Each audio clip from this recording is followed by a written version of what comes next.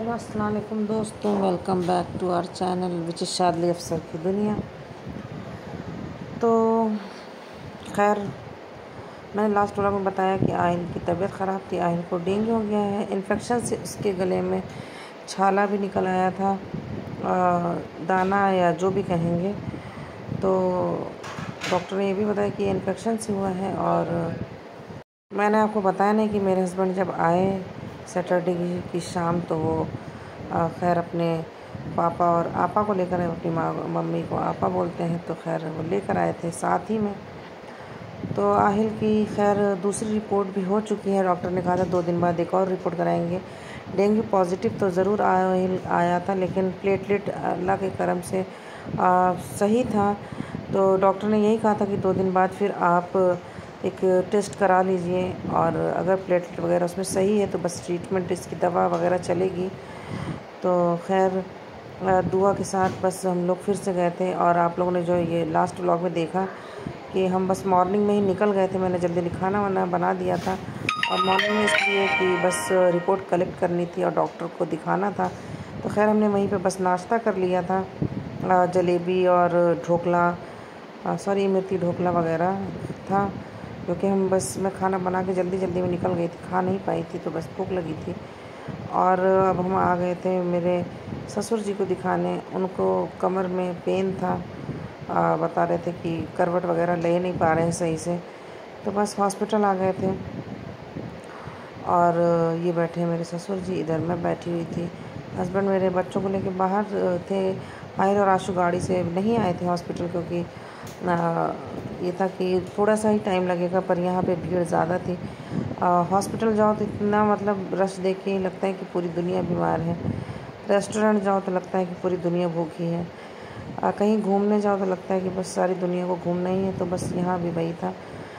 खैर रिपोर्ट वगैरह करा ली थी ससुर जी की, ऐसा कुछ भी नहीं था। बस खैर है, एज है, और थोड़ी बहुत तो बस अगर चेकअप कराएंगे तो कुछ कुछ चीज़ें निकल आती हैं। तो बस ऐसा घबराने जैसा कुछ भी नहीं था। खैर दवा वगैरह ले ली थी मैंने, और बस हम आ गए थे। मेरे हस्बैंड थोड़ा हॉस्पिटल को से दूर ही रहते, तो फिर वो गाड़ी में ही बैठे हुए थे बच्चों के साथ, और मैं ही साथ साथ थी। फिर हम आ गए थे यहाँ नर्सरी, कुछ प्लांट लेना था, लेकिन मेरे हस्बैंड आ गए थे। एक्चुअली मुझे नहीं आना था, लेकिन वो आए, बोले नहीं यहाँ से देखना है। तो मैंने नहीं लिया यहाँ से, क्योंकि मेरे बड़े पापा ख़ुद की नर्सरी है, और मैं वहाँ जाती हूँ तो मैं बहुत सारे प्लांट्स खुद लेकर आती हूँ। वो मुझे कई सारे देते भी हैं ऐसे ही।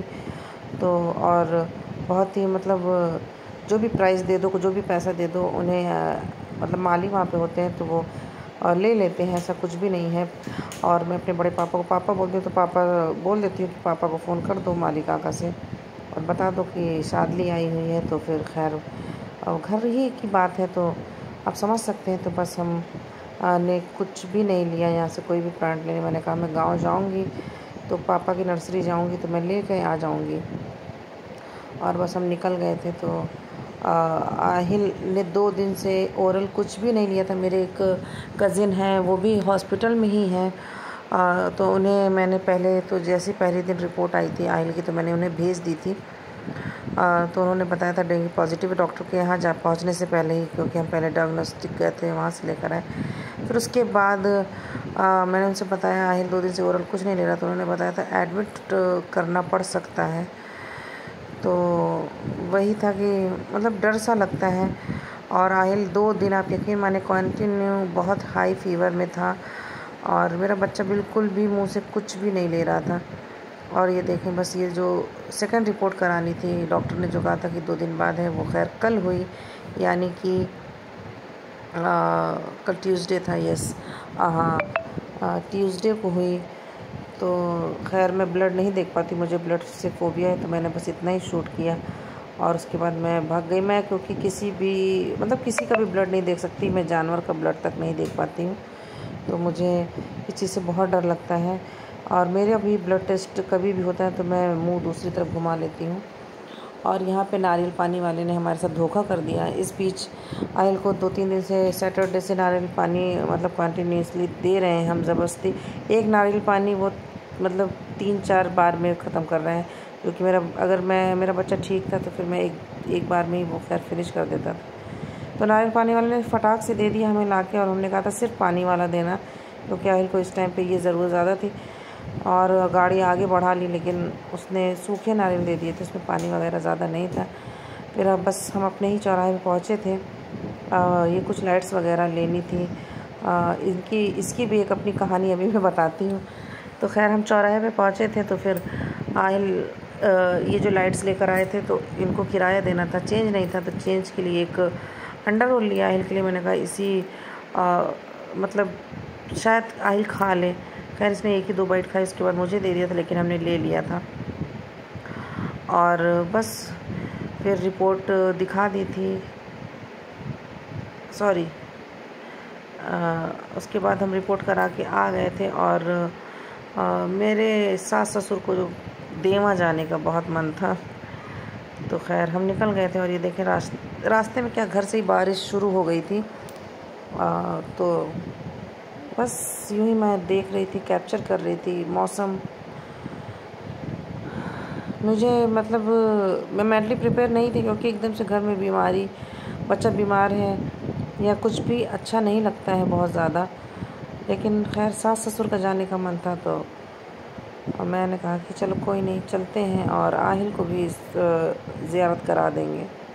तो बस इसीलिए निकल गए थे। और हमारे घर से तो जब निकले थे तो बारिश स्लो थी, बहुत ज़्यादा तेज़ नहीं थी, लेकिन बीच रास्ते में बहुत ज़्यादा थी। और यहाँ देखिए बिल्कुल भी बारिश नहीं, रोड पे एक बूंद आपको पानी नहीं दिखेगा। और यहाँ पे हो गई सांड की लड़ाई तो देख रहे थे, यकीन मानिए मतलब बहुत भयानक लड़ाई थी ये। और गाड़ी देखें हमने कितनी दूर खड़ी कर ली, क्योंकि ये लग रहा था ना ये पीछे होंगे या ये कब क्या करेंगे पता नहीं चल रहा था। मतलब डर लग रहा था। अभी तो मुझे हंसी आ रही है वॉइस ओवर करते हुए, लेकिन वाकई में ये देखें, ये कभी इधर आ रहे थे, वो कभी उधर जा रहे थे, और बीच में ये डॉगी जो है रेफरी बना हुआ था। ये आशु ने कहा, मैंने कहा ये क्यों बीच में मतलब पार्किंग कर रहा है, तो आशु बोला वो रेफरी बना हुआ है। और आप यकीन माने, मैंने तो खैर छोटी छोटी क्लिप्स ली हैं। ये देखें हम 15-20 मिनट ऐसे ही खड़े रहे अपनी गाड़ी लेकर कि कहीं गाड़ी को कोई नुकसान ना हो जाए। खैर अल्लाह करके वो जब पीछे हुए थे, उसी दौरान बस ड्राइवर ने तेज़ गाड़ी चला ली और हम आगे आ गए थे।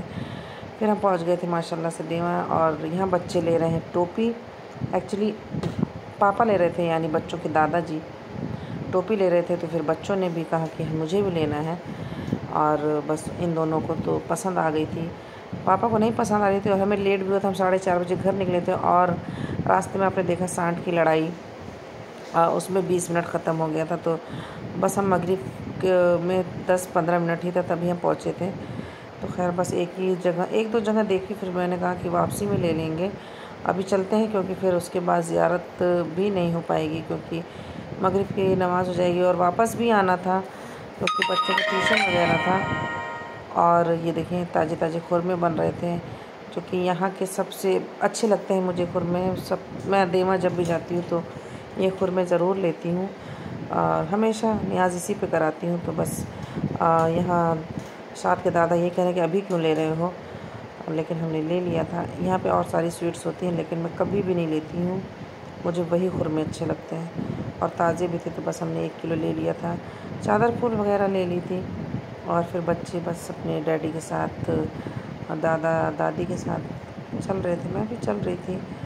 और मज़ार शरीफ पे आके अच्छा लगता है। खैर आहिल भी आ गया था, और शाम में आहिल की रिपोर्ट भी आनी थी। तो बस ये था कि चलो अल्लाह करे कि रिपोर्ट अच्छी आ जाए और प्लेटलेट नॉर्मल रहे, क्योंकि अगर प्लेटलेट मतलब डाउन होगा तो फिर एडमिट करना अच्छा नहीं है बिल्कुल। बच्चों को मतलब इतना मैं नहीं देख पाती हूँ बच्चों की तकलीफ़। तो खैर बस हमने ज़ियारत कर ली। तो ये देखें शाम हो गई थी, हमें अच्छी खासी मगरिब बाद का ये टाइम है, बहुत अच्छा लग रहा था, यकीन जाने बहुत सुकून था। लेकिन बस जो बच्चों के सर आने थे उनको मैंने 1 घंटा लेट के लिए कह दिया था, क्योंकि 6 यहीं बज गए थे, 6 बजे की टाइमिंग होती है, मैंने उन्हें 7 बजे की टाइमिंग दी थी। लेकिन फिर भी दिल में ये था कि यहाँ थोड़ी सी देर हो गई। और फिर उसके बाद मैंने कहा कि कुछ ना कुछ चलो खिला देते हैं सासू जी को। तो बस वही बिरयानी और कबाब पराठा ऑर्डर किया था। तो मैंने मेरी सास ने मेरे हस्बैंड ने एक में शेयर कर लिया था, मेरी सास ने खा लिया था। फिर उन्हें बस मैंने कबाब का रोल बना के यूँ ही दे दिया था गाड़ी में। मैंने कहा कि आप गाड़ी में खा लेना, लेट हो रहे थे हम।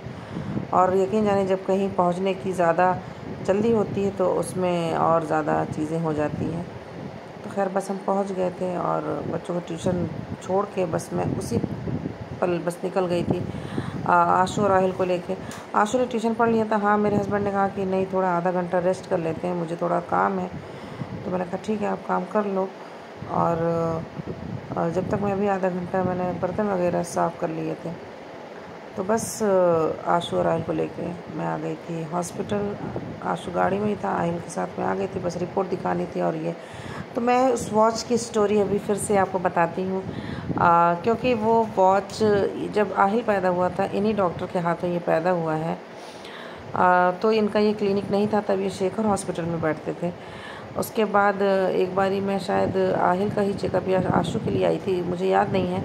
तो मुझे पता चला, सर ने मुझे ये नंबर दिया, एड्रेस दिया कि आप यहाँ आ जाएं, मेरा क्लिनिक है। तो मैं गई तो उसी दिन इस क्लिनिक की ओपनिंग थी। और बस मेरी सिस्टर भी मेरे साथ थी। तो बस मैं लेकर गई थी और मैंने वो जो वॉच मैंने लास्ट आपको दिखाई थी वही वॉच मैंने उन्हें गिफ्ट की थी। उन्होंने इतनी अच्छी जगह उसे रखा हुआ है, यानी इतनी इज्जत दी है। तो ये देखे, और वो मुझे पर्सनली, मैं कभी भी अगर उन्हें व्हाट्सएप पे भी कोई चीज़, कोई दवा या कुछ बताती हूँ तो वो मुझे हमेशा दे देते हैं। मुझे वो कोई फ़ीस नहीं लेते, कुछ भी नहीं। तो एक अपनापन सा है उन डॉक्टर से। बहुत अच्छे पीडियाट्रिशियन हैं वो। ऐसा नहीं कि कोई नॉर्मल है, झोला छाप है, लेकिन बस बहुत इज्जत देते हैं। और आप यकीन जाने, उन्हें मेरी बहन शगुफ़ी भी, मतलब ये बटन से